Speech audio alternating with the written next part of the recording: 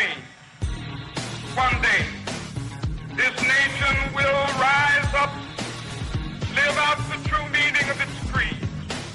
We hold these truths to be self-evident, that all men are created equal. Black Man Thinkin. Freedom is never more than one generation away from extinction. We didn't pass it on to our children in the bloodstream. The only way they can inherit the freedom we have known is if we fight for it, protect it, defend it, and then hand it to them with the well-taught lessons of how they in their lifetime must do the same. Black Man Thinkin. Anytime you throw your weight behind a political party that controls 2/3 of the government, and that party can't keep the promise that it made to you during election time, and you are dumb enough to walk around continuing to identify yourself with that party, you're not only a chump, but you're a traitor to your race. Black Man Thinkin. If we lose freedom here, there's no place to escape to. This is the last stand on earth. And this idea that government is beholden to the people, that it has no other source of power except the sovereign people, is still the newest and the most unique idea in all the long history of man's relation to man. Whether we believe in our capacity for self-government or whether we abandon the American Revolution and confess that a little intellectual elite in a far distant capital can plan our lives for us better than we can plan them ourselves. Black Man Thinkin. In this present crisis, government is not the solution to our problem. Government is the problem. Black Man Thinkin. Stanley, Levy, Black Man Thinkin here on the dominant force in internet conservatism, TalkAmericaRadio.us. Also WDDQ, Talk 92.1 FM in Valdosta, Georgia. WJHC, Talk 107.5 North Florida Talk Radio. FreedomInAmericaRadio.com and WLBB News Talk, AM 1330 and FM 106.3 in Carrollton, Georgia. Happy to be with you.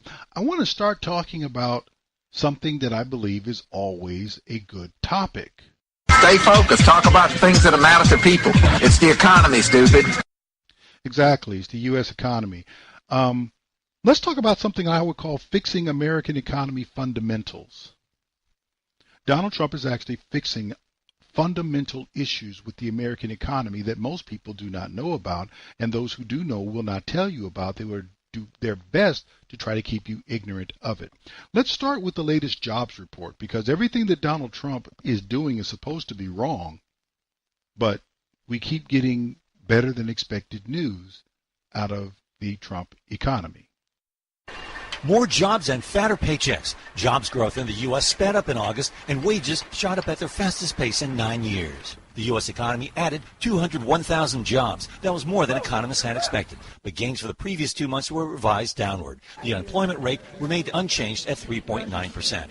Average wages grew at an annual rate of 2.9%. Such strong wage growth cements expectations that the Federal Reserve will hike interest rates a third time this year at policymakers' next meeting in late September. Traders added to bets that the Fed will hike interest rates twice more this year. TD Ameritrade Chief Market Strategist J.J. Kinahan said, it certainly reinforces that September is almost definite and makes the December probability a little bit higher. For now, the report suggests the Trump administration's protectionist trade policy was having a marginal impact on the economy. Sectors adding the most jobs: professional services, healthcare, wholesalers, and construction. Sectors posting losses: retail, government, information, and manufacturing. Following the report, Wall Street opened lower, Treasury yields rose, as did the dollar. More jobs than expected, fatter paychecks growing at a rate that we haven't seen in 9 years. Okay, where's the downside to that? Because this is Donald Trump getting rid of regulations. This is Donald Trump lowering taxes.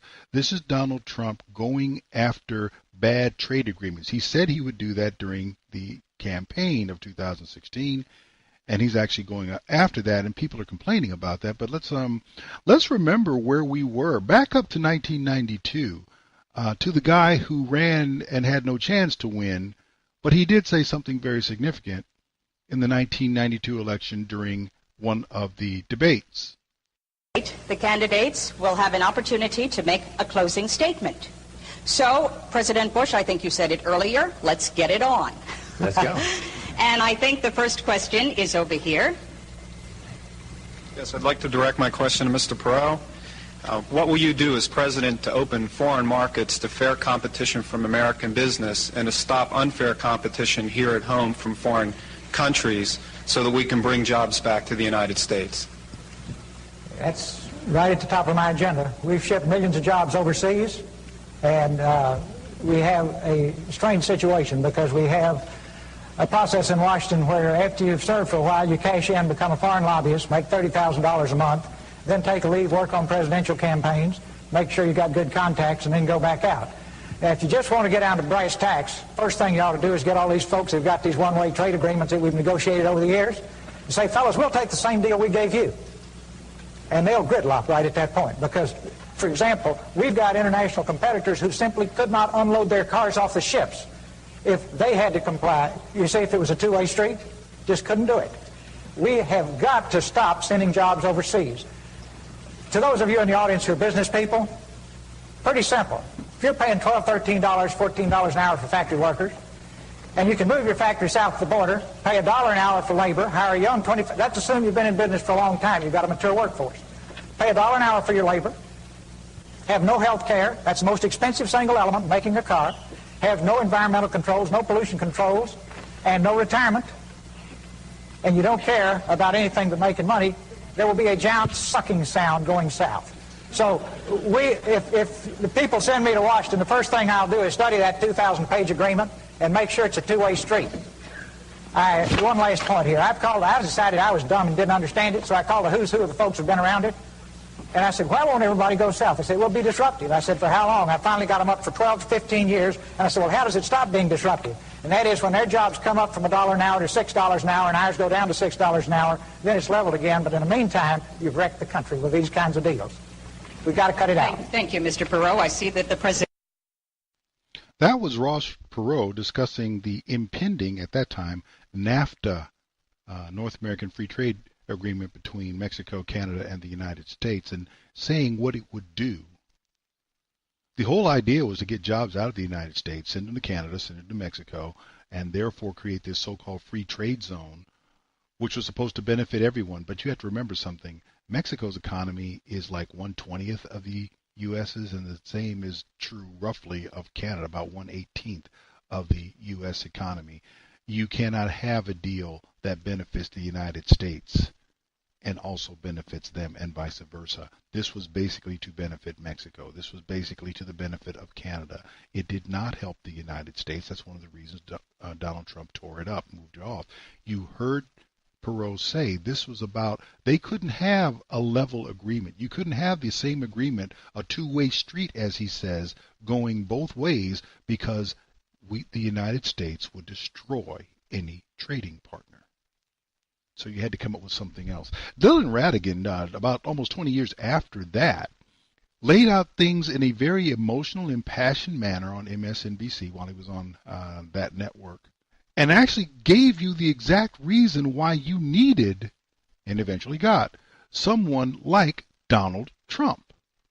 We owe $70 trillion. I understand that, but goes due to walk out a $4 trillion solution, which is basically just a way for the Democrats to avoid dealing with this until 2017. I'm not here to talk about plans to deal with this till 2017. I'm saying we've got a real problem, and I'm tired of Republicans and Democrats who either want Republicans who want to burn the place to the ground, and Democrats, with all due respect, who want to offer a plan that gets it through their end of their second term of their presidency, and then screws me and my kids when it's over. And until we do that, we have to deal with the extraction that is at foot. It is the reason the financial markets are behaving the way they're behaving. That is a mathematical fact. This is not some opinion. This is a mathematical fact. Tens of trillions of dollars are being extracted from the United States of America. Democrats aren't doing it. Republicans are not doing it. An entire integrated system, financial system, trading system, taxing system that was created by both parties over a period of 2 decades is at work on our entire country right now. And we're sitting here arguing about whether we should do the $4 trillion plan that kicks the can down the road for the president for 2017 or burn the place to the ground,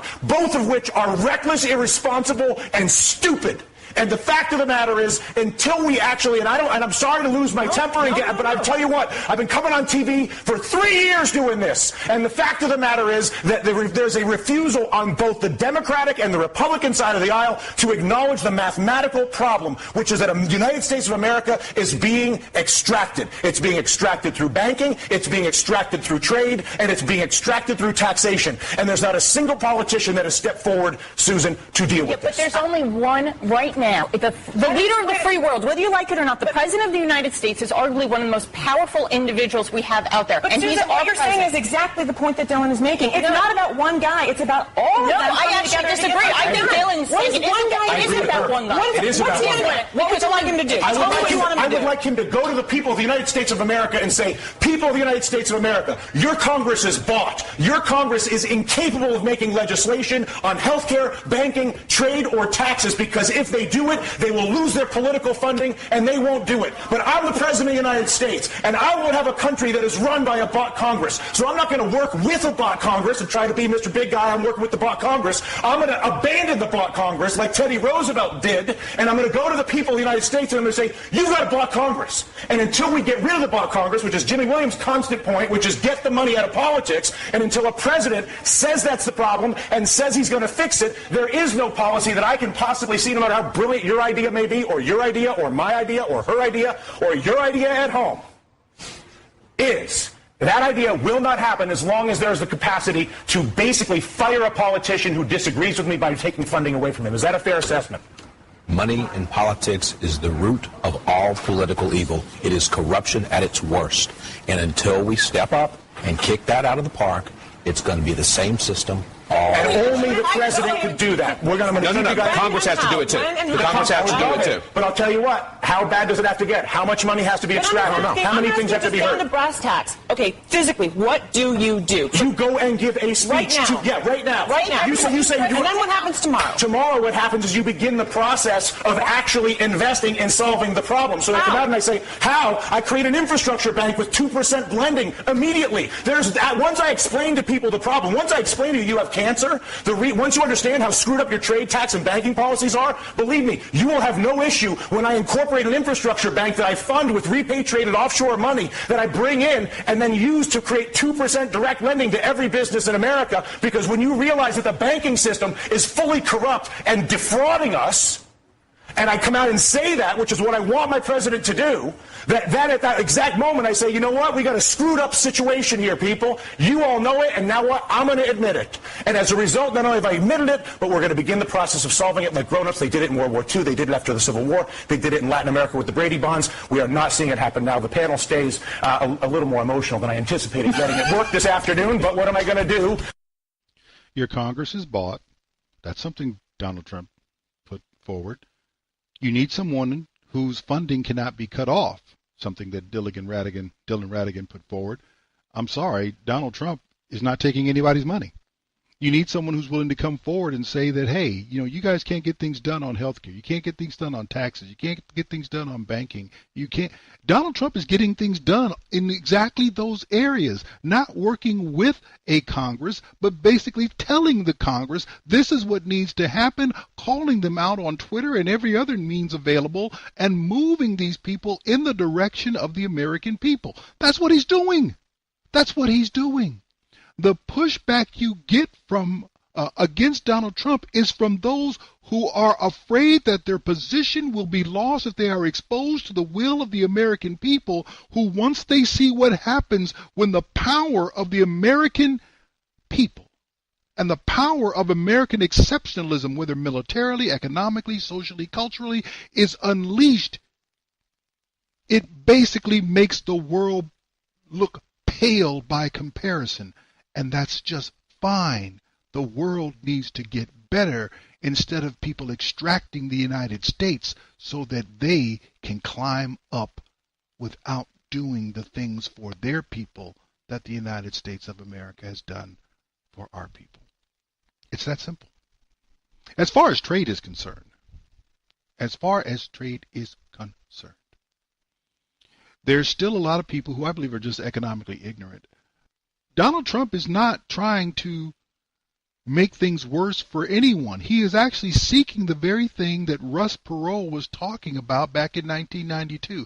We need a two-way street. It can't be you're getting rich off of us and we're just paying you and we're not getting anything out of it. Even though well, let me not steal the thunder of this next clip. This is Daniel LaCalle showing up on CNBC back in June of this year. No. I think that what he is doing is negotiating very, very aggressively, knowing that the other side, China in particular, is unable to retaliate in a way that is going to hurt the U.S. economy. The U.S. economy is a very low exporting economy. It exports around less than 12% of its GDP. But on the other side, you have China, who has not only massive industrial overcapacity, but needs to export more. And more importantly, it cannot grow 6.5% without the massive trade surplus with the United States. So this is a negotiation tactic. And what you know is that time doesn't work in favor of one side, China, and what the U.S. is trying to do is to achieve something in return. And think about this. Every time that Trump presents a new set of tariffs, we find, oh surprise, a new set that existed already of tariffs that China is lifting. So, in fact, what we're actually seeing is the unveiling of so many hidden tariffs, so many hidden protectionist measures from the European Union, from China, that ultimately will end up in a different perspective. But there are some very specific industries. I mean, General Motors sells more cars in China than it does in the United States domestically. Sure. And most of the US automakers manufacture and assemble with Chinese finished parts. Absolutely. So there will be significant consequences for some industries if Trump continues down this road. Because there will be no trade war. This is not a trade war. This is a negotiation. This is a negotiation in which the US, as your biggest customer, is saying, look, this is unfair. So we need to find a common ground. Right. That is how the extraction of the United States through trade ends. The U.S. is the largest customer for every major trading nation on the planet. That's the size of our economy. We're still 50% larger than the Chinese economy, and the Chinese economy is in trouble. It needs to export for it to grow. We don't need to export to grow. Nowhere near as much as the Chinese do. They need us because no one else has as much money as we do to pay. The same thing for Germany, the same thing for Mexico, the same thing. They're not people we need. They need us. And as your greatest customer, that's what happens when you need somebody. They're your customer. You know what? We are going to dictate the terms by which we trade with you. Of course, that's exactly what customers do. Anybody who's in business who has a major customer, the customer is going to talk to you and say, you know, I do a lot of business with you. We need to talk about how much I'm paying you because I'm not sure, you know, as much as I do for you, I shouldn't be paying what Joe Blow down the street is paying. I should be getting a better rate. That's called business. That's called negotiation. That's called what Donald Trump is doing on behalf of the people of the United States. He's dealing with health care. Obamacare is functionally dead. Without the individual mandate, what anyone cared about with respect to Obamacare is really immaterial because the rest of it is not sustainable. Without the money, without the compulsion money, it's not sustainable. He's gone after Dodd-Frank. He's already started to chip away at that. And guess what? Things are actually becoming better economically in the banking sector than worse. Donald John Trump, whether you like him or hate him, has come along at a time when he himself, unless they're going to actually physically go out and kill him, and obviously I don't want to see that, there's nothing they can do. They can't say, well, you know what, if you don't do this, we're going to cut off your money. Donald Trump made his billions before he became president. He's not taking a salary. He's not trying to raise money to be a committee chairman in the House or the Senate. So what leverage do you have with Donald Trump? The only thing you have is the voters. And despite what the polls say, I believe they are just bald-faced lying, just as they were running up to the 2016 election. Donald Trump has the support of the American electorate.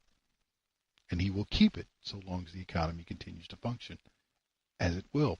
There's no reason for the economy to malfunction because Donald Trump isn't running the economy. He has taken the reins of the economy and given it to the American people. The American people, left with the opportunity to succeed, rarely do anything other than that.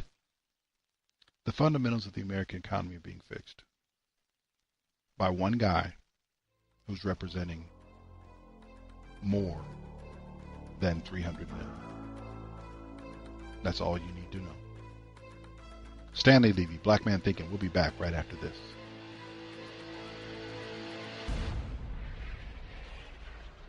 Stanley Levy, Black Man Thinking, here on the dominant force in internet conservatism, TalkAmericaRadio.us. Also WDDQ, Talk 92.1 FM in Valdosta, Georgia. WJHC, Talk 107.5 North Florida Talk Radio. FreedomInAmericaRadio.com and WLBB News Talk, AM 1330 and FM 106.3 in Carrollton, Georgia. Well, the Koreas, both North and South, continue marching to that Trump beat.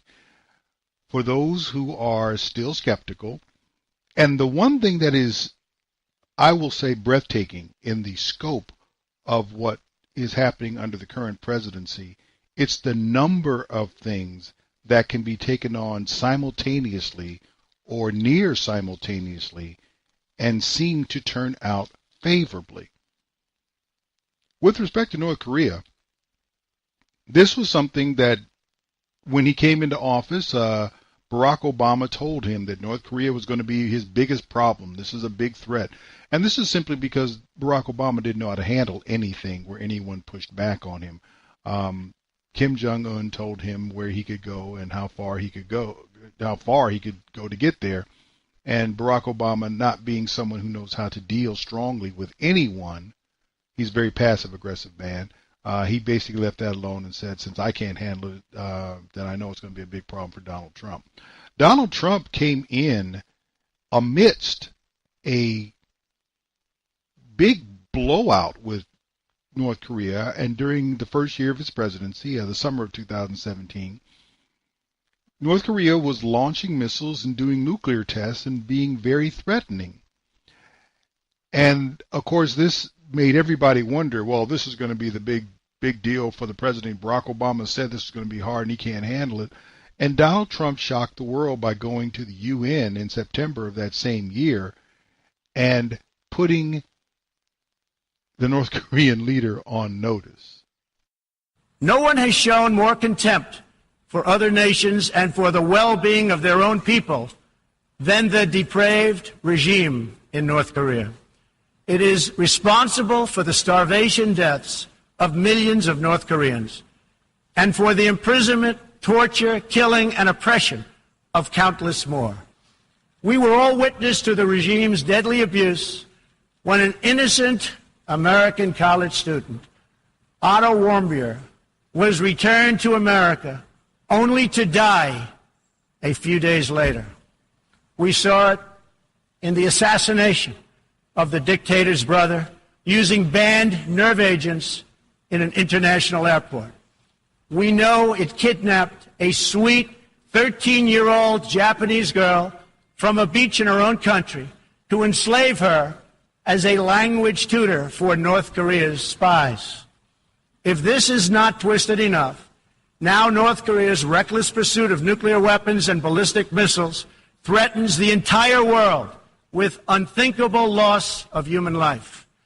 It is an outrage that some nations would not only trade with such a regime, but would arm, supply, and financially support a country that imperils the world with nuclear conflict. No nation on earth has an interest in seeing this band of criminals arm itself with nuclear weapons and missiles. The United States has great strength and patience, but if it is forced to defend itself or its allies, we will have no choice but to totally destroy North Korea. Rocket Man is on a suicide mission for himself and for his regime. The United States is ready, willing, and able, but hopefully this will not be necessary. That's what the United Nations is all about. That's what the United Nations is for. Let's see how they do. Rocket Man is on us, going into the UN and calling Kim Jong-un Rocket Man. Just calling him out was remarkable. It was also seen as, well, you know what? You're spinning him up. You're not calming things down. You're making it worse.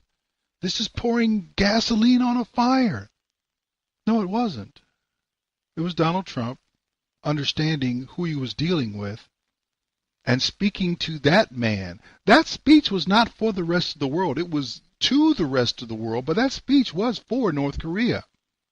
Speaking to the North Korean people, and particularly to the North Korean leader in language that he could understand. He understood exactly what was meant. And it's amazing. Things began to change. All of a sudden, there's more back and forth, and then it starts toning down, and the next thing you know, they're talking about summits, not only between the U.S. and North Korea, but between North Korea and South Korea, which is the big deal. Because nothing scares China like the possible reunification of North and South Korea, knowing that North Korea cannot last. The Koreans know that the North Korean regime cannot last. Kim Jong-un knows that if North Korea and South Korea reunite, that no one's going to choose to live under the rules of North Korea. It will fall. And the resultant government will be more democratic, more free. Nevertheless, Donald Trump has gotten the two Koreas to talk. This is not about Trump anymore. This is a Korea to Korea thing. This is a family discussion. Because Donald Trump could not bring this about. It had to be the ties that exist between these two peoples, which are not two peoples at all. And so we've had multiple summits between North Korea and South Korea. And here's one of the things that came out as a result of the most recent North Korean and South Korean summit from last week, I believe it was. The International Olympic Committee has welcomed South Korea, raising the possibility of jointly hosting the Summer Olympics with North Korea. Speaking to Radio Free Asia on Friday, the IOC's Director of Communications, Mark Adams, said the committee is closely watching the ongoing inter-Korean negotiations, adding that if they agree to co-host the 2032 Summer Olympics, the committee would cooperate. He said he hopes the Olympics can open the door to a peaceful future on the Korean Peninsula, building on the success of the 2018 Winter Olympics in Pyeongchang. The IOC officials' remarks come after South Korea's sports minister raised the idea of launching a joint bid earlier this week. That was on the 14th of September. And the whole idea that everyone is so on board. You guys want to reunify? You guys want to host something? You know what? If you guys want to host a joint Olympics, you get the bid for 2032. That's all. You just show up and say it's what you want to do. We're going to work with you. We're going to make it happen. That was on the 14th. On the 19th of September, CBS News filed this even-handed, in their own way, report. South Korea's president will visit President Trump next week to report on his latest summit with Kim Jong-un. Moon Jae-in wrapped up a second day of talks with the North Korean leader in Pyongyang this morning. Their third meeting of the year produced a series of pledges on issues from reducing military tensions to the Olympics. South Korea says Kim is willing to take more steps towards denuclearization. Ben Tracy returned from North Korea last week and is tracking this summit from Beijing. Ben, good morning. Good morning. So these two leaders agreed to quite a bit. The big question now is how much of it will actually happen, and will the U.S. go along with it? Now, in this latest declaration, North Korea agrees to permanently shutter its main missile engine testing site and its launch pad. Now, this is where the North has tested several of its intercontinental ballistic missiles. What's significant here is that Kim Jong-un says he will allow outside experts to come in and verify that North Korea has actually dismantled it. The North also says it's willing to shutter its main nuclear facilities in Yongbyon, but only if the United States makes some unspecified reciprocal action. North Korea has made it clear it will not unilaterally denuclearize. Now, we were in North Korea last week as the regime marked the anniversary of North Korea's founding. They did not parade their intercontinental ballistic missiles or even mention nuclear weapons at any of their events. But despite what North Korea is doing and saying publicly, satellite imagery and reports from the UN show that they are still moving forward with their nuclear weapons program. They're just doing it much more quietly. Gail? All right, Ben Tracy reporting from Beijing. So let me get this straight. North Korea and South Korea have met 3 times. Their leaders have met 3 times this year. You know what? Before this year, I can't say the last time they had met 3 times in a decade. Not the leaders. They've met 3 times this year. They're actually talking about ending the Korean conflict, declaring an end to what we understand as the Korean War, which has not ended. That's one of the reasons we have all those troops on the 38th parallel. That's the reason there is a DMZ, because the war is not over. If they sign that, then all of a sudden there is no reason to keep all those troops in Korea. There's no war. There are no hostilities. There's no reason, to be honest with you, for there to even be a concern about the 38th parallel at all. This is what's going on. No discussion about nuclear stuff. Nothing. Took it out of the parades. In other words, everything that could be provocative about nuclear weapons and nuclearization and nuclear anything, North Korea is doing its part. We're not talking about that anymore. We're not trying to fan those flames anymore. Now, I understand, the satellite imagery. You know what? If the UN could have brought this about, they would have done this a while ago. And that's what Donald Trump was asking for. Let's see what they do. They've done nothing. They've done nothing. And Donald Trump, all he has done is pave the way for them to talk. He's not negotiating on their behalf. As a matter of fact, the South Korean president is going to come to him and tell him, hey, this is what we did. Donald Trump's not running this train.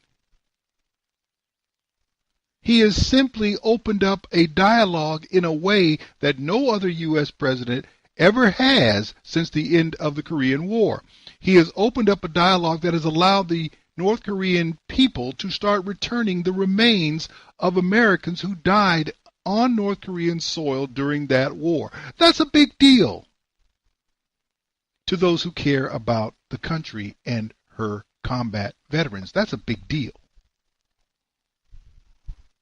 To talk about unification, reunification, that is a huge deal, not only for the U.S., not only for North Korea, not only for South Korea, but for that entire region of the world and the world itself. That is huge. To have no threat or a exceedingly reduced threat of any nuclear retaliation, nuclear attack, to have now a whole nation of people who are literally starving now receive the help and to begin to help themselves in such a way that they now become self-sufficient and able to feed themselves. You turn loose an economic engine that is possible to have there. All of this bodes well for the world, not just for Donald Trump, for the world. The South Korean president actually came up with it back in April, around the end of April, that Donald Trump deserves to be considered for the Nobel Prize.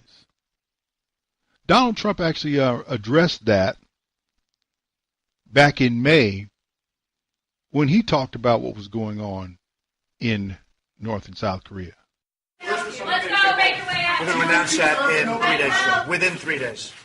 We're just working arrangements. But it will not be there. Do you deserve the Nobel Prize, do you think? Everyone thinks so, but I would never say it. You know what I want to do? I want to get it finished. The prize I want is victory for the world, not for even here. I want victory for the world, because that's what we're talking about. So that's the only prize I want. Could something still scuttle this meeting? Everything can be scuttled. Everything can be scuttled. Doesn't mean a lot of things can happen. A lot of good things can happen. A lot of bad things can happen. I believe that we have both sides want to negotiate a deal. I think it's going to be a very successful deal. I think we have a really good shot at making it successful, but lots of things can happen.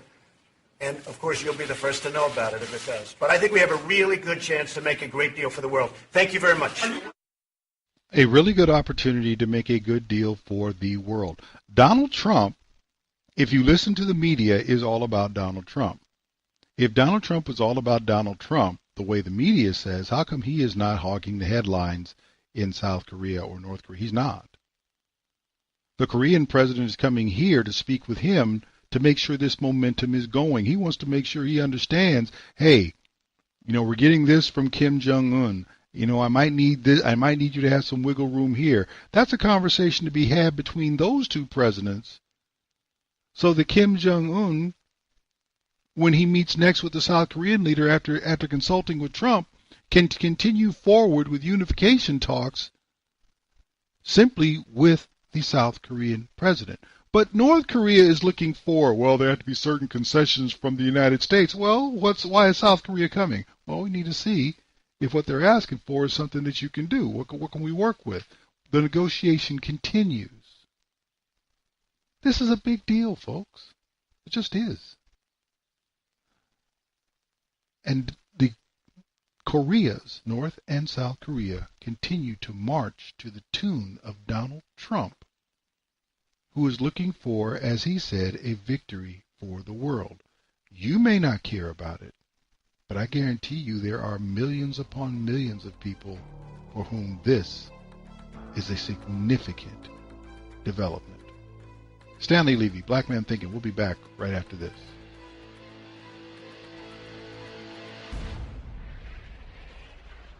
Stanley Levy, Black Man Thinking, here on the dominant force in internet conservatism, TalkAmericaRadio.us. Also, WDDQ, Talk 92.1, FM in Valdosta, Georgia.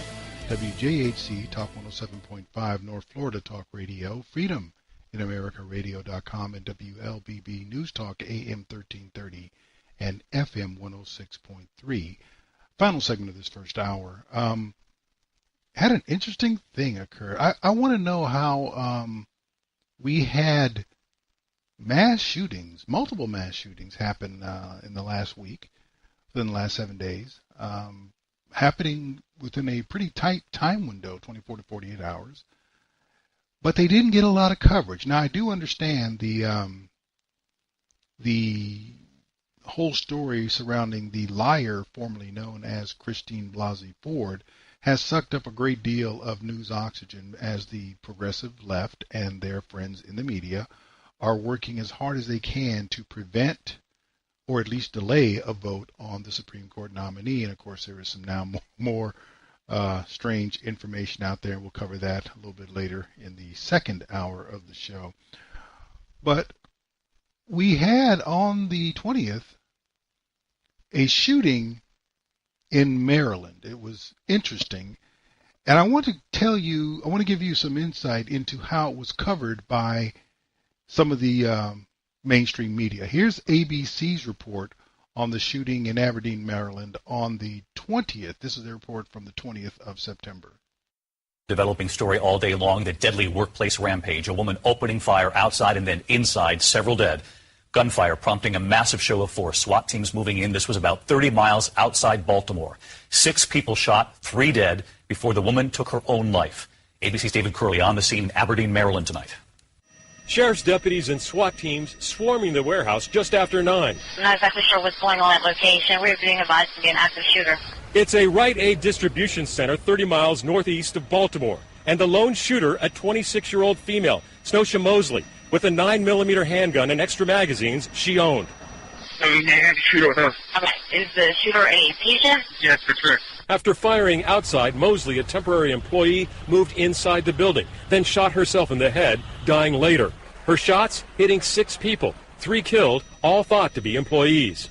3 people are suffering from injuries which they are expected to survive. Authorities say they don't have a motive. The 26-year-old had started her normal workday. According to the Associated Press, an employee told his wife the woman was having an argument with someone and went off, firing, but not necessarily targeting specific people. I can't even fear. I was just so scared. This shooting coming just a day after others. A Wisconsin gunman opening fire at his cubicle, injuring 4 before police fatally shot him. And another suspect in Pennsylvania also taken down by police after shooting 4 in a courthouse there. We've got a lot of problems in this country to solve to bring these kind of incidents to a closure. And David Curley joins us live near the scene of that shooting, that local official right there among several speaking out today about the string of recent workplace shootings. Former Congresswoman Gabby Giffords, David, issued a statement noting the 3 shootings we've seen in a little more than 24 hours. She said in a statement, quote, "You have the right to feel safe, and I'm horrified that that's no longer the reality in America. Every single day, nearly 100 lives are lost because of guns. This level of gun violence is not normal," said the former Congresswoman. David? Just a horrible 24 hours. David Curley, our thanks to you.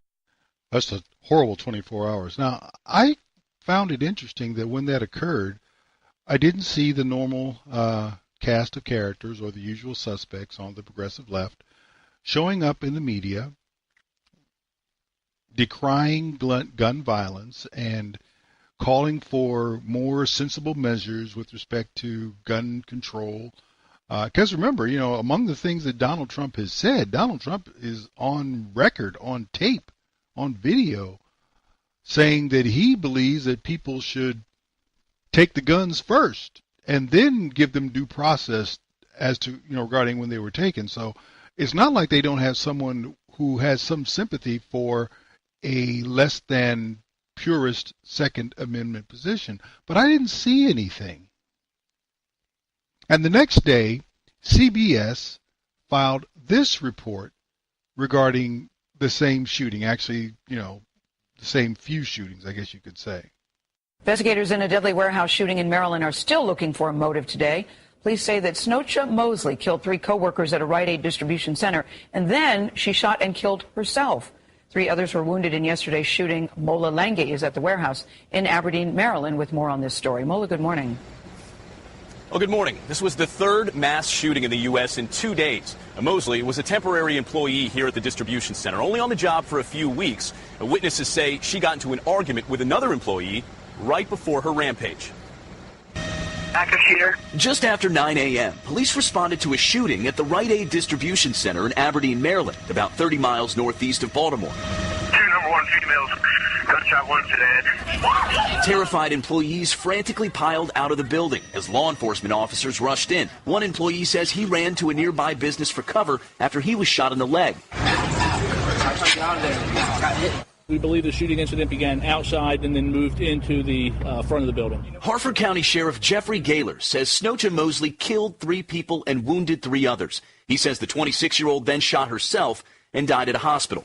Police searched multiple addresses belonging to Mosley, including this apartment complex. We do not have a motive yet, so everything is being explored. Authorities believe Mosley used a 9mm handgun in the shooting. According to a recent study by the FBI, it's rare for a woman to commit a mass shooting. In 63 shootings between 2000 and 2013, 94% of the shooters were male. She didn't have a particular target. She was just shooting. Crystal Watson's husband works at the distribution center and knew the suspect. She's not a mean person. He was like, she's just always really quiet, kind of quiet. He said he would have never thought. Never would have thought. This is the 3rd mass shooting in Harford County in the past 2 years, something too familiar for local officials. We unfortunately have perfected this, and I hope that we don't have to do this again in the next 10 years or ever. Well, the ATF and FBI are both on site here helping local law enforcement with their investigation. And investigators say terrorism was unlikely, though they have not completely ruled it out. The gun that was purchased by Mosley and used in this shooting was purchased legally. The wounded victims are recovering at a hospital, and Anthony, they are said they are expected to survive. So Mola Lange, thanks, Mola. 2 reports in the mainstream media, 2. Count them. And both of them seem to overlook something that showed up, surprisingly to me, in the Washington Post on the same day that the CBS report came out. And I'll tell you what it is. This whole thing about this being a mass shooting by some guy, it just doesn't work. Here is the headline from the Washington Post. Rite Aid shooting, there's just no way to make sense of something that's so senseless. Aberdeen, Maryland, before she shot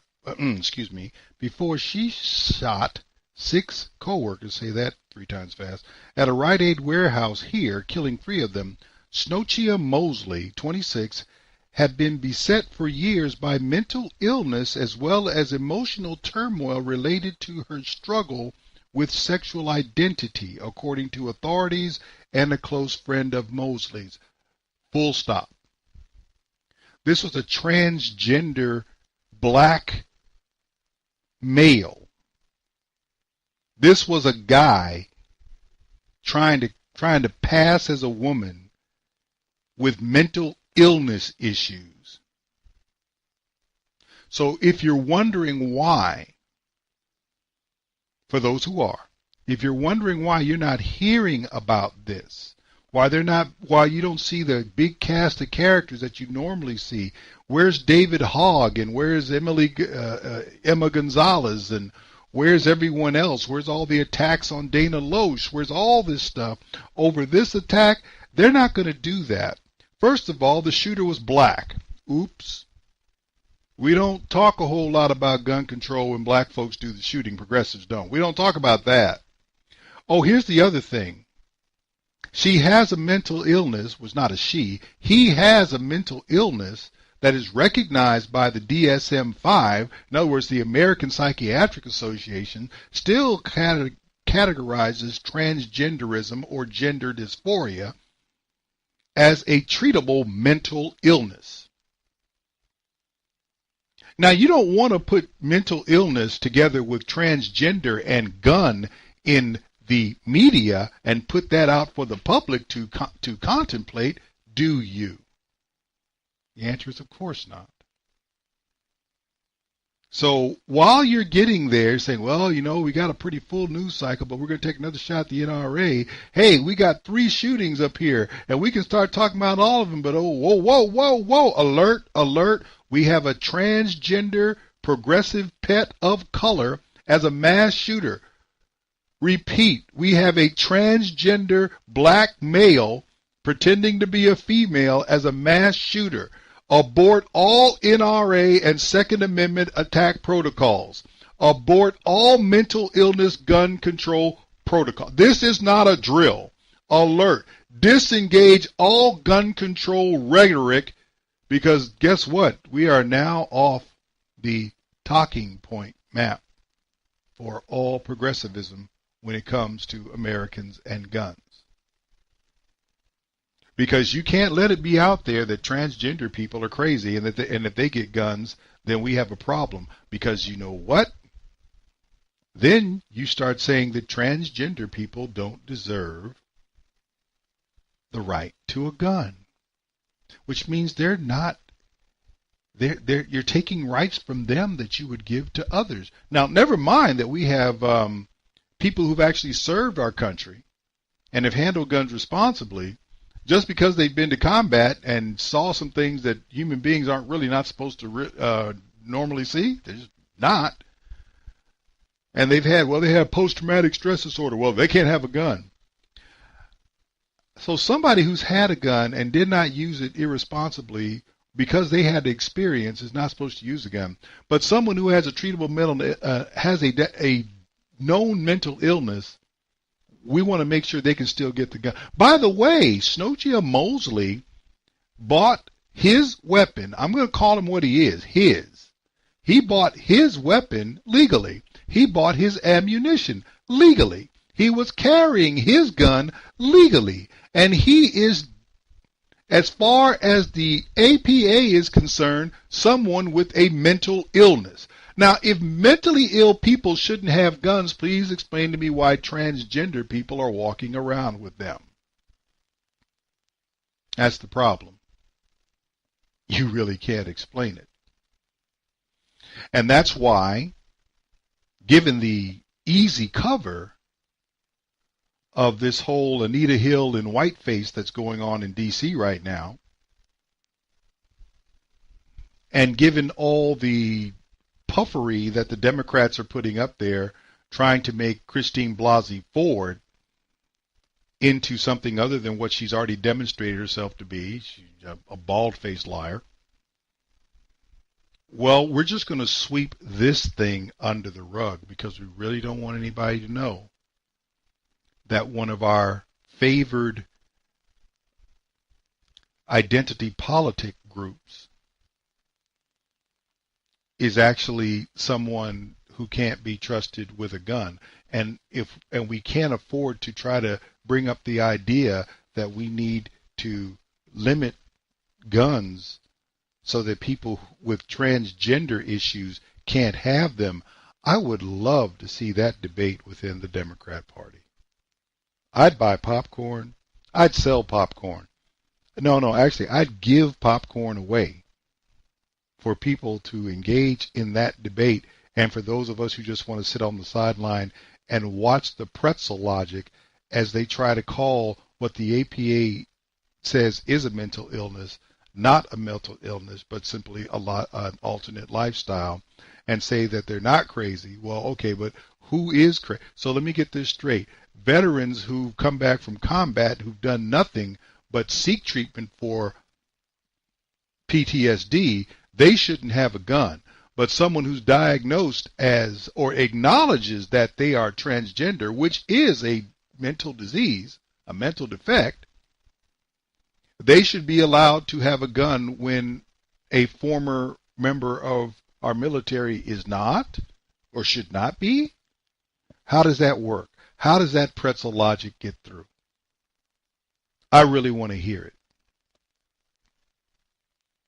This individual was obviously unstable. Who goes to work, gets into an argument with someone, pulls out a gun and starts shooting? Not start shooting at the person they're arguing with. You heard the account in both clips. Just starts shooting, not aiming at anyone in particular. Does that sound like sane behavior? Does that sound like somebody who should have had a gun? You're just going to pull it out whenever you get mad and start shooting? And then at the end of it, you demonstrate in your last act your final degree of sanity by putting a hole in your own head with your own gun. Oh, by the way, for those who have forgotten, the majority of people who are killed in the United States with guns commit suicide. They don't shoot other people, they shoot themselves. About 2/3, if I remember, of all gun deaths in the United States are suicides. I'm not going to sit up here and stand up for the mental health of someone who would take their own life. I'm not going to make that defense. Other people can. But here's what I know. This person was dangerous. Should have been stopped. Wasn't. And they were transgender. And they were black. And they don't fit the Democrat mold. So we're not going to talk about that. And I'll turn it over to my good friend, Ron Edwards. After that, we'll be back with hour 2 of Black Man Thinking. She said he did it. Does not a guilty party make? Hello, I'm Ron Edwards. On today's page from the Edwards Notebook. When a woman accuses a man of attempted sexual assault, until there is an actual hearing or trial, neither the woman or the accused perpetrator should be labeled victim or criminal. In our system of judicial excellence, everyone is innocent until proven guilty.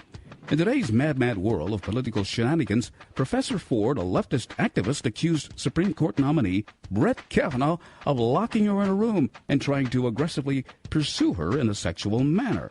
After 36 years, she popped up to make this accusation.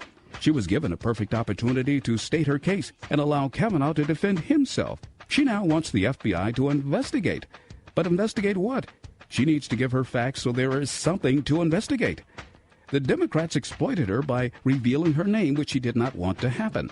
The accuser wanted to accuse Kavanaugh without being identified. So no information, no problem. Kavanaugh overcomes this politically motivated pack of lies and gets confirmed to the United States Supreme Court. Case closed. I'm Ron Edwards. Join me Fridays on SHR Media and AmericaMatters.us at 1 p.m. Pacific, 4 p.m. Eastern Time, Sunday midnights on Talk America Radio Network. Ron Edwards, the new voice of America. Sponsored by the Tri-County Liberty Coalition. I have a dream. One day, this nation will rise up, live out the true meaning of its creed. We hold these truths to be self-evident, that all men are created equal. Black Man Thinkin. Freedom is never more than one generation away from extinction. We didn't pass it on to our children in the bloodstream. The only way they can inherit the freedom we have known is if we fight for it, protect it, defend it, and then hand it to them with the well-taught lessons of how they in their lifetime must do the same. Black Man Thinkin. Anytime you throw your weight behind a political party that controls 2/3 of the government, and that party can't keep the promise that it's made to you during election time, and you're dumb enough to walk around continuing to identify yourself with that party, you're not only a chump, but you're a traitor to your race. Black Man Thinkin. If we lose freedom here, there's no place to escape to. This is the last stand on earth. And this idea that government is beholden to the people, that it has no other source of power except the sovereign people, is still the newest and the most unique idea in all the long history of man's relation to man. Whether we believe in our capacity for self-government or whether we abandon the American Revolution and confess that a little intellectual elite in a far distant capital can plan our lives for us better than we can plan them ourselves. Black Man Thinkin. In this present crisis, government is not the solution to our problem. Government is the problem. Black Man Thinkin. Stanley Levy here with Hour 2 of Black Man Thinkin on the dominant force of Internet conservatism, TalkAmericaRadio.us. Also WDDQ, Talk 92.1 FM in Valdosta, Georgia, WJHC, Talk 107.5 North Florida Talk Radio, FreedomInAmericaRadio.com, and WLBB News Talk, AM 1330 and FM 106.3 in Carrollton, Georgia. Well, what I've learned over the last few days is I've seen the Senate Democrats make the case that there should not be any Democrats in the Senate at all, let alone on the Judiciary or any other committees. There simply should not be Democrats in the Senate. What do I mean by that? We're talking about the Kavanaugh confirmation. So let's not forget who Brett Kavanaugh is. He's already been on the federal bench as a judge on the D.C. Circuit Court of Appeals, which is the most important court outside of the Supreme Court in the federal judiciary. He's already gone through multiple background checks from the FBI. He's been vetted many times by the federal government. He is someone who already has a lifetime appointment. So the idea that some woman can come up at the 11th hour and make an accusation that he acted inappropriately, don't have a problem with the accusation. You can make all the accusations you want. However, is there anything to it aside from the fact that you spoke it? So far, the answer is nothing. Absolutely nothing. But that didn't matter because you have to understand what happened here. The information that turned into this circus involving Christine Blasey Ford, who didn't want her name released, or that's what they would have you believe, although it's all out in the news now, she doesn't seem to mind. And all the back and forth, let's remember something. Her lawyers are associated with the resistance movement and funded, at least in part, by George Soros. We already know what his agenda is. We already know what these lawyers, these female lawyers, what their agenda is.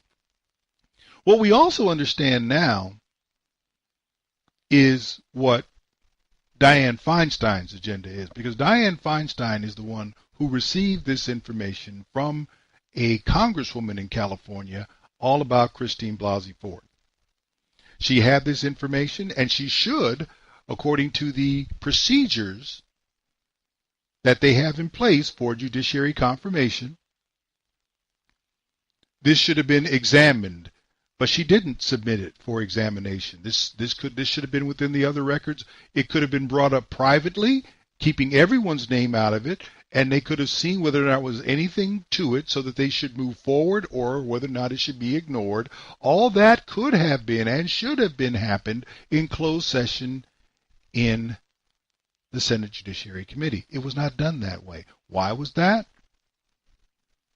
Because Feinstein knew this didn't have a chance in heck of surviving that type of scrutiny. But she wanted something to pull out of the hat to keep Democrats' hopes alive for denying this particular nomination.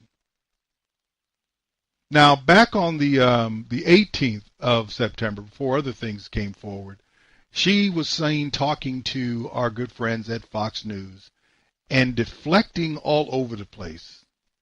And Mr. Judge, do you plan to have him come in and speak as well? Well, I have no say. I'm the lead Democrat, but the Republicans control.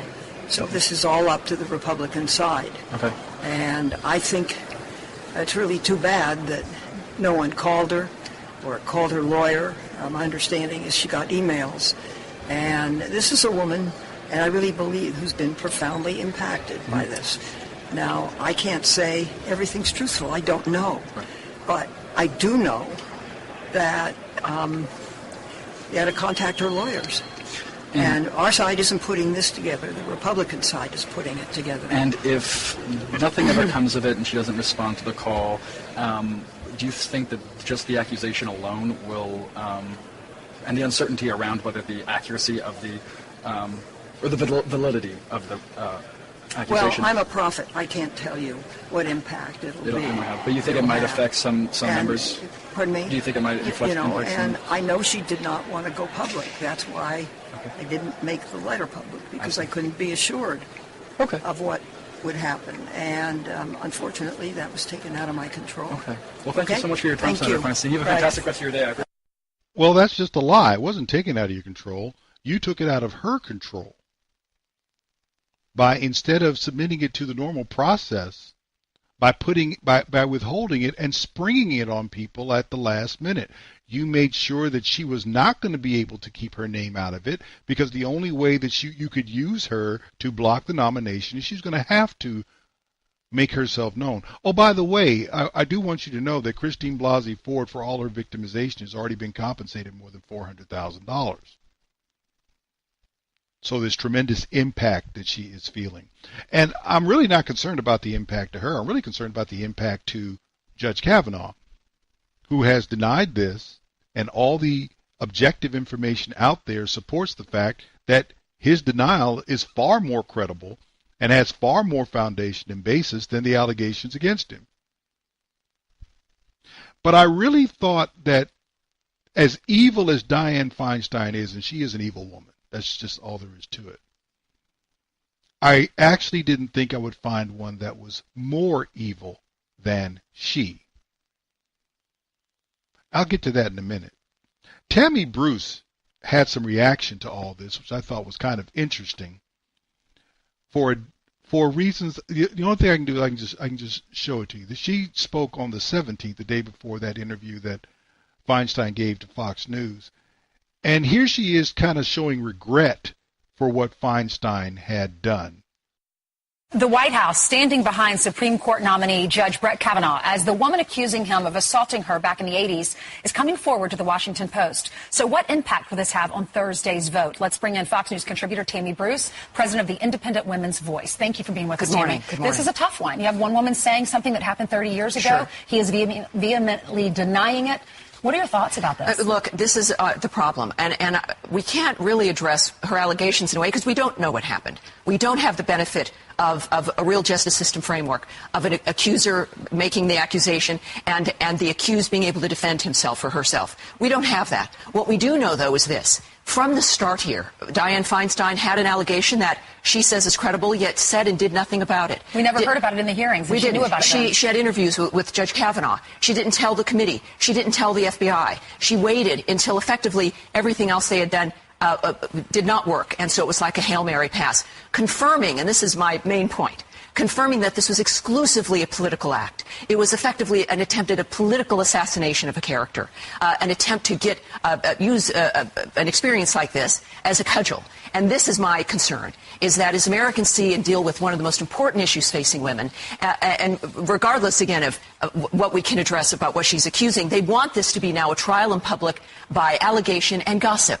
And it really denigrates what we've tried to do for generations, which is to be taken seriously. And now we see it just as another tool in a tool chest. And for those of us who are survivors of sexual assault, of domestic violence, of violence in general, it really moves us into another arena of being just used, and the experience is being used. And that's what, of course, breaks my heart. It's a dynamic that no one's discussing, and it clearly has just been used now as a political hatchet to affect someone. And I think that for all of us, it's heartbreaking. We don't exactly know what happened. We're not negating the allegations here. It's just the timing of it that a lot of Republicans are questioning now. And it's a topic of conversation at the dinner table last night with all my friends. We were talking about this. Do you hold someone accountable for something that happened so long ago? She can't really remember all the details, but she's now coming forward. And the timing of this, what are your thoughts about the timing of it? Because we're just a few days away from confirmation. Well, that's the one thing we know. That's the facts that we actually do have, are the choices being made. Look, I worked on the Feinstein campaign in '92. And shame on her for doing this, for having us have this conversation, for that woman now being in this position. But then for the work we've done as women and as feminists and as activists for 50 years, trying to get women to be taken seriously, to be able to use the system for protection, for us to be able to come forward, and at the same time to have the accused be able to respond properly. Now it's just in this political sea, and I don't think it helps any of us in this process. Tammy, thank you so much for being with us. Thank you. Let me make something real clear and real obvious. Christine Blasey Ford is a liar, therefore she's not a victim. Women are not being called out in any way, shape, or form here. Dianne Feinstein is the one orchestrating this nonsense. The only victim in all of this is, first of all, there's one, which is esoteric, you could say. It is decency and the rule of law. That's been trampled. Both of those have been thrown away. The other human victim is the Kavanaugh family. Brett Kavanaugh didn't do this. His wife, of course, also had nothing to do with it. She's getting death threats. He's getting death threats. Their children are being traumatized, all because a woman wants to lie about something that happened 36 years ago. Now, I thought, as I said, that Dianne Feinstein was the most evil critter in the Democrat Party in the Senate, but someone else showed up this morning with an even more ridiculous take on all this, and this is the Democrat, one of the Democrat senators from Hawaii. Yes. Doesn't Kavanaugh have the same presumption of innocence as anyone else in America? I put his denial in the context of everything that I know about him in terms of how he approaches his cases. As I said, his credibility is already very questionable in my mind and in the minds of a lot of my fellow Judiciary Committee members, the Democrats. So he comes and, when I say that he's very outcome-driven, he has an ideological agenda, very outcome-driven, and I can sit here and talk to you about some of the cases that exemplifies his, in my view, inability to be fair in the cases that come before him. This is a person that is going to be sitting on our Supreme Court making decisions that will impact women's reproductive choice. He very much is against women's reproductive choice. And I can tell you two very important cases in which he applied the same standard but came to totally different results to make it much harder for women to get this kind of coverage. So there are so many indications of his own lack of credibility. It sounds to me like you're saying because you don't trust him on policy and because you don't believe him when he says, for instance, that he does not have an opinion on Roe v. Wade, you don't believe him about this allegation about what happened at this party in 1982. Is that fair? Well, this is why it is so important that there be at least an investigation so that there's some effort at collaboration. Translation, my agenda item, which is keeping baby killing in the womb free and legal, and no one is accountable for it, is so important that we will trash a good man in the process. We will trash every good man we have to in order to make sure that quote-unquote reproductive rights, translation murder in the womb, remains a legal option for immoral women. How can you say women are immoral commit abortion? Because 98% of them are done for convenience purposes only. You don't care enough about yourself to keep yourself from getting pregnant. And then you don't care enough about life itself to think life is precious even when it's inside you. That's immoral. Period. Let's talk about this investigation. That was Mazie Hirono, for those who want to know, from Hawaii. Let's talk about this investigation he's calling for. There's nothing to investigate. The liar, formerly known as Christine Blasey Ford, identified 5 people at this gathering where she was allegedly sexually assaulted. Herself, Judge Kavanaugh, and 3 other acquaintances, 2 of them men, 1 of them female. The female also is a lifelong friend of Christine Blasey Ford. 4 of the 5 people who she says were there all say the same thing. We are unaware of any sexual assault. None of us are aware that Brett Kavanaugh ever did, ever has, or has shown any inclination to act this way. And the third one was, what party are you talking about? 4 out of 5 people that she says were at this event don't even know what event she's talking about. Her friend, her lifelong female friend, went so far as to say she does not know Kavanaugh and she has never seen Kavanaugh at any gathering or party, whether Ford was there or not. Now, what are you going to investigate? The woman's lying on its face. It's a lie. Now, of course, the most recent thing we've come up with is now there's a new woman. There's always a new woman, because this is all a setup, because you've gotten all the delay that you're going to get out of Christine Blasey Ford. So now they've come up with a new female who has no problem putting her name out there. It's pretty interesting.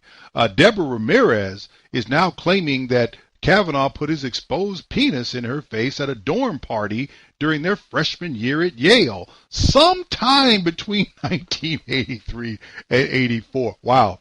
And she admits that she was drunk as a skunk, and all she remembers is somebody saying something. She can't identify the judge. She identifies somebody saying a name.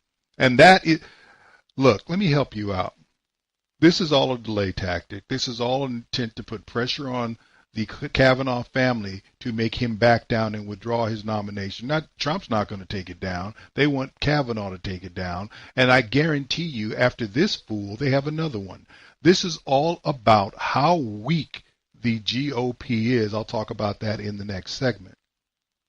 But if this is what Democrats are about in the Senate, there should not be one Democrat in the Senate. Every one of them should be removed forcibly, if need be, because they are anti-American, they are anti-rule of law, they are anti-decency, and every one of them that is female is a misandrist. Stanley Levy, Black Man Thinking. We'll be back right after this.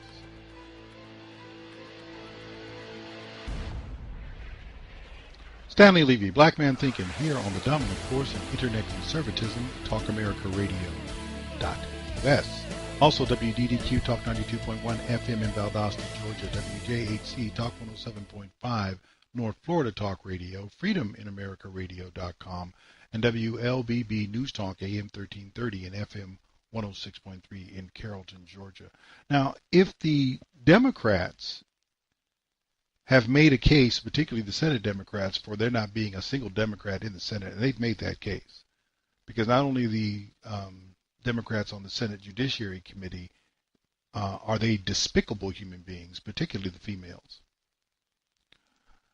but they have been orchestrated by the majority leader, or excuse me, the minority leader, the Senate minority leader, who is Chuck Schumer. Chuck Schumer is calling all these shots, because this basically is about, we want to make sure that we keep killing children in the womb a federally controlled matter. Because this is, again, with the thing we have to be clear on. If the Supreme Court were to reverse itself on the Roe v. Wade finding, which was wrongly decided in my opinion, all that would mean is that it is now a matter for all 50 states to decide how it's going to be handled within their borders. Why does that bother the Democrats? Because they see how many states have moved aggressively to limit abortion. And if it wasn't for Roe v. Wade, then abortion might be outlawed, in certain states already. They know they do not have the nation's support. The electorate is not behind them. They know that since 2009, they've been getting killed in state and federal elections. They know they've given up more than 1,000 seats since 2009 when Barack Obama was sworn in. They know they've given up the House majority. They know they've given up the Senate majority. They know they went from controlling 28 governor mansions to now down to around, I believe, if I remember correctly, it's 16. I know they're bothered by, at one time they controlled 60 of the 99 state legislatures in this country, state legislative chambers. Now they control 31. I know that they do not want this to become a state matter. That's why they will destroy whomever they can to keep this thing at the federal level. That's all this is about. And Christine Blasey Ford is a bald-faced liar, and she's been exposed. So now they're bringing up Deborah Ramirez, who doesn't even have a coherent story to tell, because there's nothing to indicate that she was even sober when any of this happened, and never says she identified Judge Kavanaugh. She says she heard his name. That's her story. Trust me, if this works at all, there is another woman in the wings to tell another story about Judge Kavanaugh. Doesn't have to be true, because the GOP in the person of Chuck Grassley is so weak. Chuck Grassley is weak. He is indecisive. He says, that's not like me. He told Judge Kavanaugh, well, it's not like me to be indecisive. Well, no, yes, it is. That's all you've been during this entire process. This thing should have wrapped up 2+ weeks ago. There's nothing there. As soon as Dianne Feinstein brought up Christine Blasey Ford and you understood it was done outside of the normal rules and protocols of the committee, it should have been quashed and said, just move on. There's no there. And now all we've done is proven that had you done what you were supposed to do in the first place, you would have spared the entire nation and this man's family all this grief, and we're only here because you are weak. Senator Orrin Hatch, you are not much better. Neither one of you are concerned at all for the family of Brett Kavanaugh. You know that this woman is not telling a credible tale. You are so concerned with votes that you are willing to throw this man's family into the blender. You don't care. Under the bus, under the tank.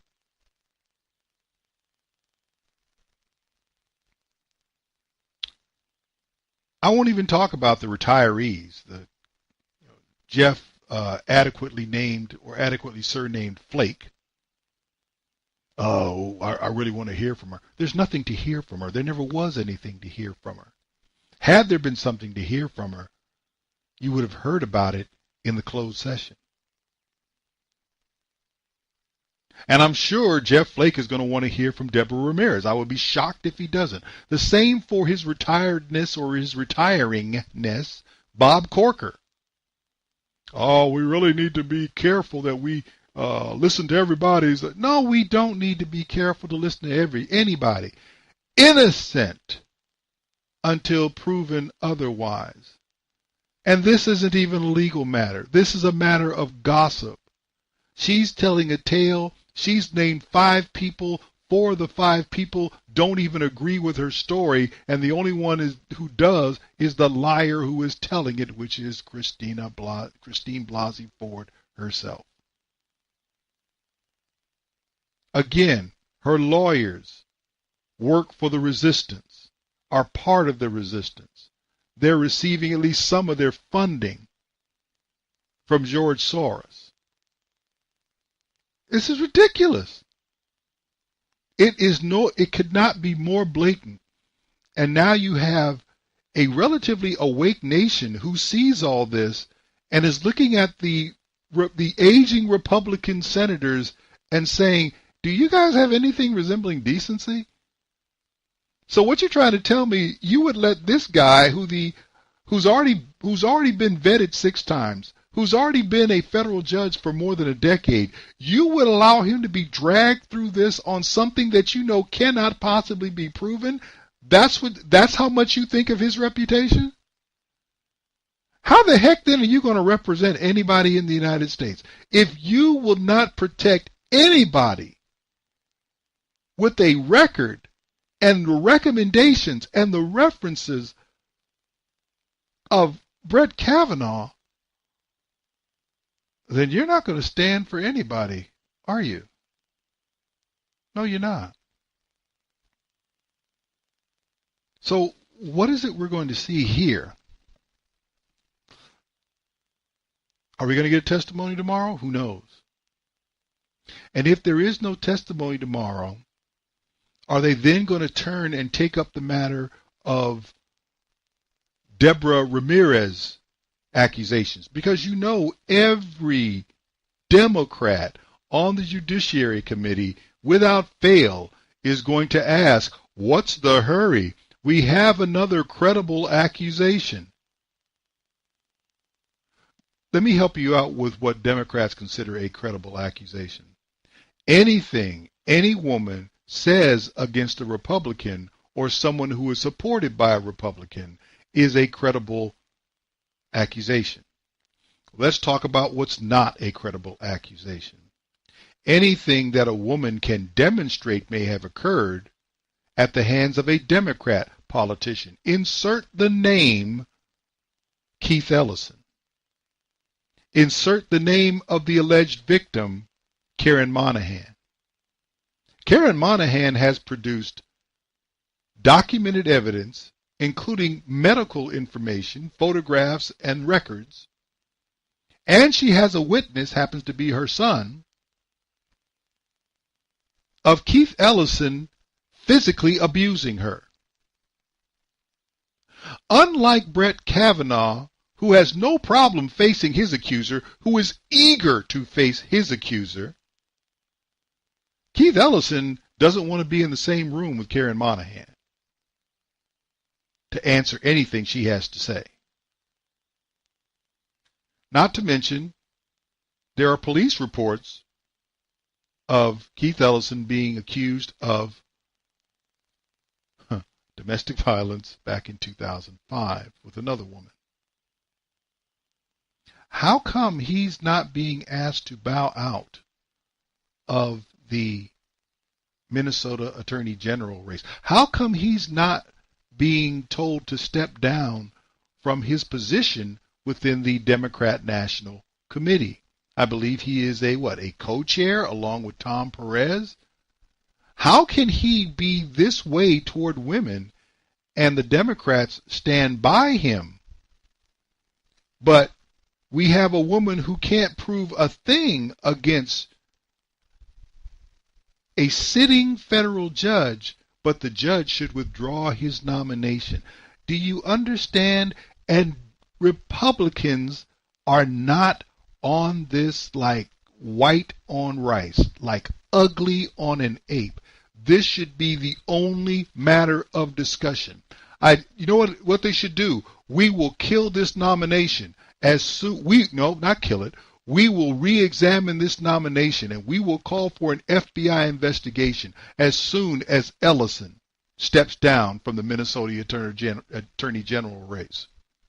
Since we now know that Cory Booker put it in writing that he was fondling some woman's breast in college in 1992, we will submit the whole Christine Blasey Ford matter to FBI investigation as soon as Cory Booker tenders his resignation from the U.S. Senate. Dianne Feinstein, since you are the one who started this sorry mess and have put everybody in this position over something that we now can say is demonstrably false, we will still consider an FBI investigation into the Christine Blasey Ford matter as soon as you tender your resignation from the U.S. Senate. So I tell you what, we'll be happy to delay this nomination and we will investigate this matter knowing where it's going to go if we can get the following things. Keith Ellison needs to step down from the Democrat National Committee. he needs to withdraw from the Minnesota Attorney General's race. Cory Booker needs to resign from the Senate. Dianne Feinstein needs to resign from the Senate. Once those things have occurred, then we can have an FBI investigation. If we're not going to do that, then as the hashtag has been saying so cleverly now, confirm Kavanaugh now. And more than that, after you confirm Kavanaugh, you need to punish Senate Democrats. Not just the ones on the Senate Judiciary Committee. You need to start with Chuck Schumer. You need to punish Chuck Schumer. You need to take every judicial nominee that Donald Trump has made and ram them so far down his throat that they become dung that he has digested and then shot out the other end of his body. That is what you need to do. You need to take every other Democrat and tell them, I dare you to oppose Tax Reform 2.0, where we are going to make permanent the tax rate reductions for individuals like the reductions were made permanent for business. Because it's a Senate rule, by the way, that kept those reductions from being permanent. You need to punish Senate Democrats. We are going to steamroll. We are going to run over you. We are going to go berserk trying to make sure we get the agenda, not of Donald Trump, the agenda of the American people, because the American people are responding to what you think the Trump agenda is. Trump didn't make the economy go crazy. The American people, under the policies put in place by Donald Trump, made the economy go crazy. We're going to put more of those things in place so the economy can be even stronger, and we dare you to put so much as a fingernail in the way. Now that's what should happen. It won't, because the GOP is weak. The GOP had to be dragged kicking and screaming to every legislative victory over the past year and a half by Donald Trump. Because, as Dylan Radigan said in the segment I had in the previous hour, they're bought.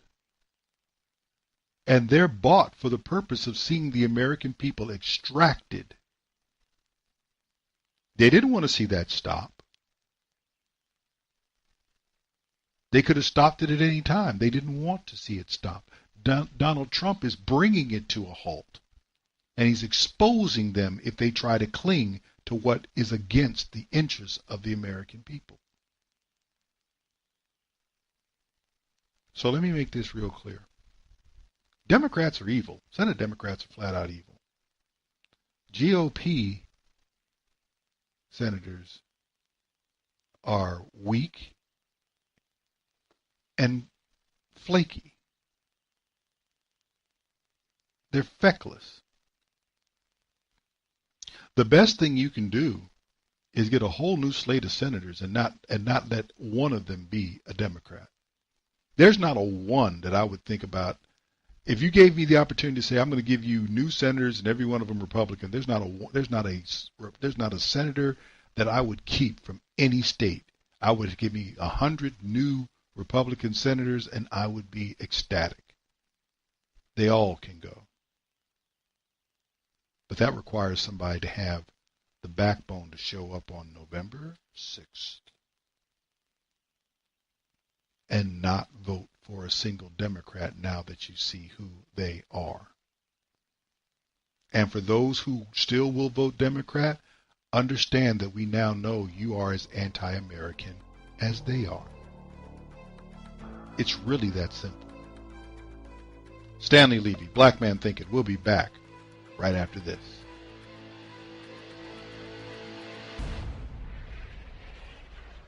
Stanley Levy, Black Man Thinking, here on the dominant force in internet conservatism, TalkAmericaRadio.us. Also WDDQ, Talk 92.1 FM in Valdosta, Georgia, WJHC, Talk 107.5 North Florida, Talk Radio, Freedom in AmericaRadio.com, and WLBB News Talk, AM 1330 and FM 106.3 in Carrollton, Georgia. Final segment of the show. And staying on this whole issue of women making accusations, there is a case, and I touched on it in the last segment, and it is the stunning callousness of Democrats toward a member of their party who has made allegations against a Democrat. That member of their party is an activist named Karen Monahan, and she has made her accusations against Keith Ellison, who was the deputy chair of the Democrat National Committee.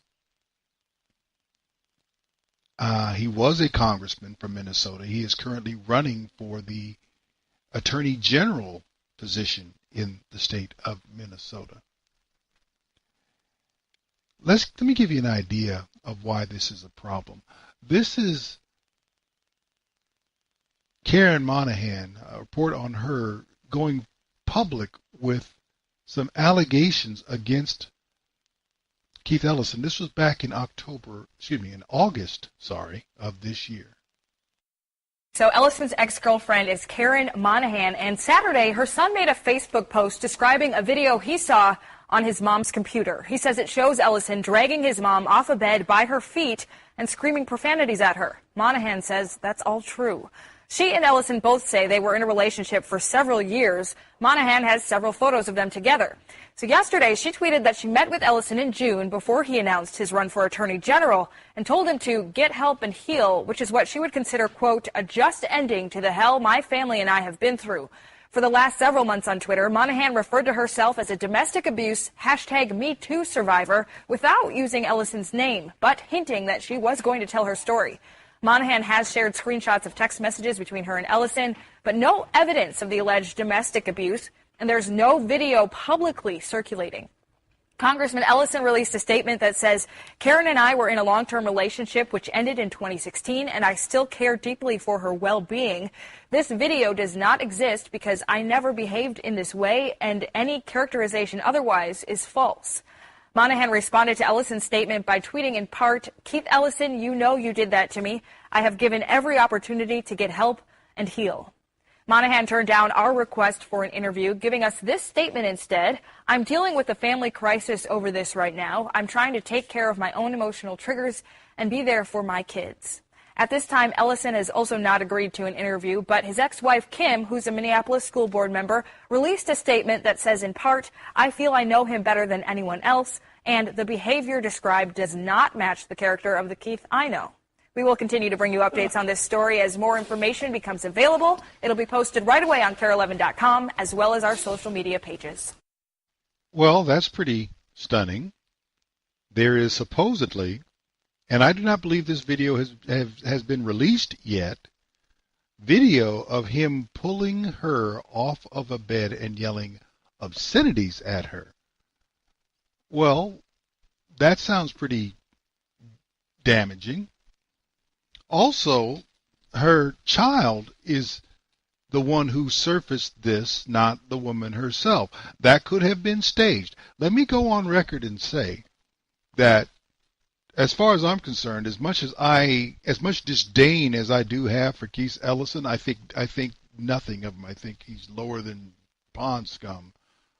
Still, just because a woman says you did something, and if she offers nothing but her testimony or even that of her family with no objective evidence, then you know what? It didn't happen. That's the way our system is. If you're going to accuse somebody of something heinous enough to rise to the level of a crime, your word is not enough. You need to bring enough information so that an objective individual might see that information and conclude that what you are saying against someone else is correct. Their freedom and their liberty is that valuable. So we have that. But if it stopped there, if it had stopped in August of this year with just that and him going on and saying the things that he said, which was, hey, I didn't do this.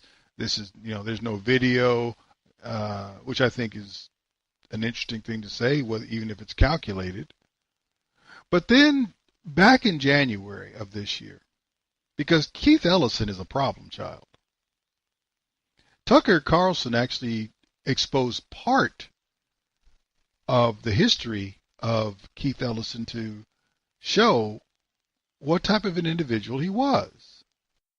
Congressman Keith Ellison of Minnesota isn't some obscure C-list Democrat. He is deputy chair of the Democratic National Committee. He nearly won the chairmanship outright last year. He's a champion still of the party's progressive wing.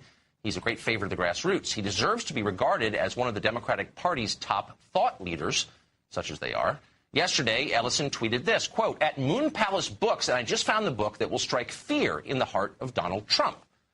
And the book Ellison was talking about is called Antifa, the Anti-Fascist Handbook. Why would that book strike fear into the heart of the President of the United States? Well, maybe because that book advocates for political violence against people like Donald Trump and his supporters. The author is a man named Mark Bray, and he writes that violence is, quote, "a small though vital sliver of anti-fascist activity." Elsewhere in the text, he approvingly quotes an Antifa activist who says this of his political opponents, quote, "You fight them with fists so you don't have to fight them with knives. You fight them with knives so you don't have to fight them with guns. You fight them with guns so you don't have to fight them with tanks." Well, it's about as explicit a justification for political violence as there is. Bray also in the book, by the way, attacks freedom of speech. He endorses the tactic of silencing those he disagrees with. Now, of course, Bray claims to fight fascism, but he is himself a fascist. Keith Ellison believes Bray's work is admirable. He said so. Now, if you're shocked by this, you haven't followed Ellison's career for very long. He has a long history of saying repugnant things and backing extremist causes. Back in 1989, Ellison wrote that the Constitution existed only for white people. He referred to it as, quote, "their Constitution," calling it, quote, "the best evidence of a white racist conspiracy to subjugate other peoples." That's the Constitution of the United States. Ellison has spoken favorably, meanwhile, of cop killer Assata Shakur. He said he was, quote, "praying that Fidel Castro's communist regime in Cuba would not be forced to extradite her back to the United States." As a law student at the University of Minnesota, Ellison wrote a column calling for the creation of a separate black ethno-state. This is the man who is now second in command of the entire Democratic Party. Now, that ought to bother Republicans and independents. It should terrify Democrats.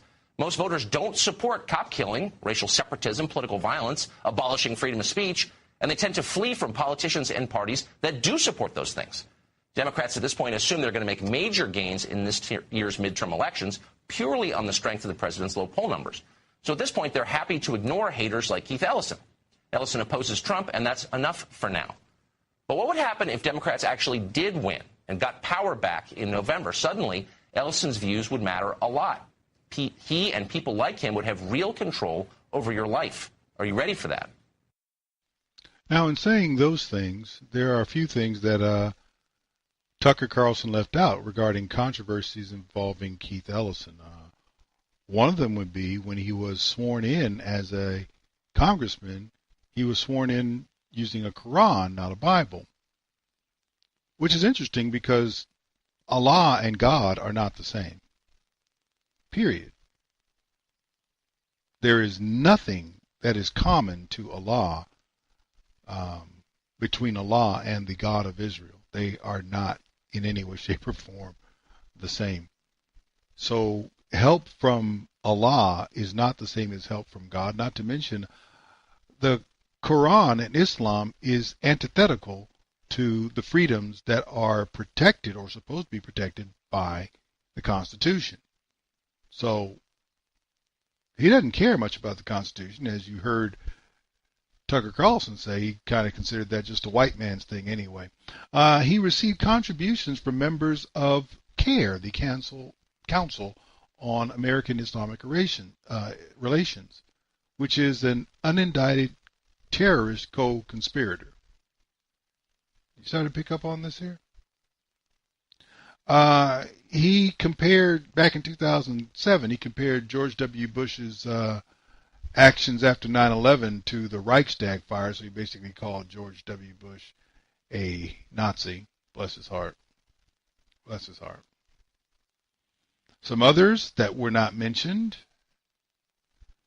is the Anti-Defamation League looked at some of these comments that Ellison has made about Israel, and he called them deeply disturbing and disqualifying. I think that was dealing with his efforts to become the DNC chair. So he's anti-Semitic. And to cement the fact that he's probably anti-Semitic, as a student, he defended the Nation of Islam's leader, Louis Farrakhan, who is, wow, they don't get much worse than Louis Farrakhan as far as not being favorable toward Israel or Jews in general. That's who this guy is. So now he's been charged, or it's been alleged, he hasn't been charged with anything. It has been alleged that he has physically and emotionally abused Karen Monahan.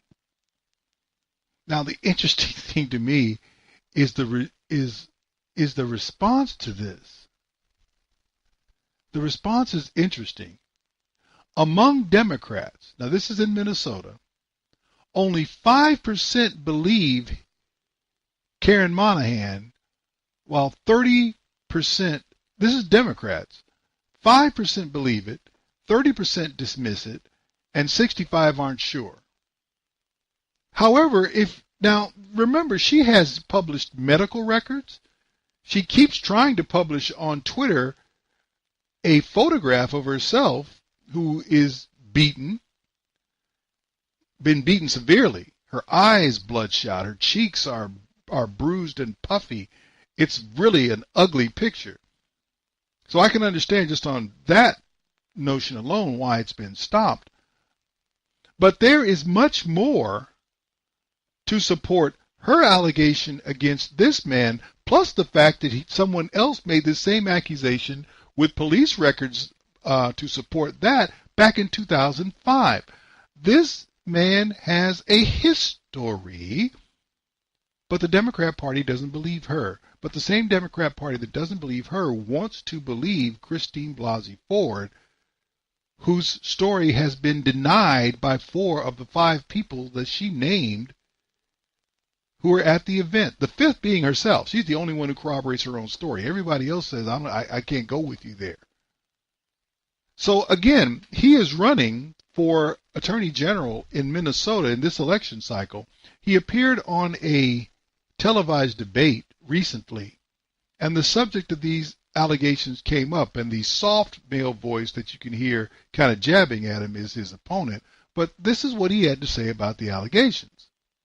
I'm kind of curious about the domestic abuse allegations here. Right. 40% say those allegations are a factor in how they're considering your race. Right. So, yeah, well, let me tell you. Let's talk about Amy Alexander. That was a case in 2005 when she was harassing me and my staff. I got an order for protection to have her not do that anymore. The judge awarded that in 2006 when I was running for Congress. She filed a claim. It was denied by the judge for order of protection. And then we went to a hearing, and the judge said she was ordered to stop making the falsehoods against me and to not contact me at all. So this is not multiple cases. Now let's talk about the current one that we're dealing with now. Ms. Monahan. You know, look, we were in a long-term relationship. It ended 2 years ago. 2 days before the primary, she made these allegations. They're not true. I've said that they're not true. I've answered questions and gone on Esme Murphy and others to make these points clear. There is an ongoing investigation, which we hope will conclude. Will that be done before the election? I don't know. It's an independent investigation, so I don't know. It's not an independent investigation. It's independent by your friends and fellow party members. No, it's an independent investigation. It's not an independent investigation. But you know, it's a good thing that but the Ms. Monahan on social media says, Ms. Monahan said yesterday on social media that she offered to meet with Keith and the investigator at the same time, and you declined. Is that true? Well, because we broke up 2 years ago for a reason. I don't want to be in the relationship, and therefore I left the relationship. And so to get back in touch with her again is not something that I'm interested in doing. I've met somebody new, and I'm trying to pursue my life and move on. Are you confident that no one else will step forward with any other allegations? Look, you know, in this political environment, you know, I don't know what somebody might cook up, but I can tell you that there is absolutely nobody that I'm aware of who has any sort of, who's threatening or suggesting or has ever made a prior accusation. I think 2 credible, strong allegations of domestic abuse is enough. There's not. I think that there there's are not, 2, actually. and there's documentary evidence. We have a medical record where Ms. Monahan reported to her doctor the abuse that was going on. Physically and emotionally abused right. her, it says, and that she was worried that there'd be retribution if she identified you publicly. Let me tell you, that record was made a year after we broke up, and at a time when she was still, when she was essentially putting together the allegation she made 2 days before the release. Well, right before the indicates that she was still traumatized. What do you think, Mr. Jones? That does not sound like a man to me who has a very good story about what has occurred. Not to mention, it's not the first time it has occurred. Do I think he's guilty? I will go right out and say right now, I don't know. And based on what I've heard, if this were a trial, I could not convict. I can look upon him with disdain, but I was doing that anyway. The one thing he brought up about the picture, because she has put a picture out there, she's tried to put a picture out there several times, of a very severely beaten woman. Her face is severely beaten. And he brought up the thing about, well, she put that record together a year after they broke up. Well, see, this is the interesting thing about the picture. The picture alone is enough for me to get him in trouble. And this is what I would do with the picture. I would simply be asking, is that her? Was this picture taken during the time you guys were in relationship? And if it is her, and this did happen to her during the time you were in relationship, what did you do about it? This is much more credible than anything that's being said against Brett Kavanaugh, but Democrats don't believe it. But they believe Brett Kavanaugh. This is what you need to understand. Democrats and progressives, particularly among them, are evil liars. And they want the worst for their political enemies at all costs. If you try to think of them as fellow Americans, you're making a mistake. They do not think of you as anything other than people who need to be silenced and put aside. And that's our show. God bless you. God keep you. Hope we can get past some of this and, for one thing, just at least confirm Brett Kavanaugh and move on to the next thing. And in the meantime, do take care. You've been listening to Black Man Thinkin' with your host, Stan Levy. Join Stan midnight to 2 a.m. That's late Monday night into early Tuesday morning. And find him on the web at Black Man Thinkin' without the G. That's blackmanthinkin.com.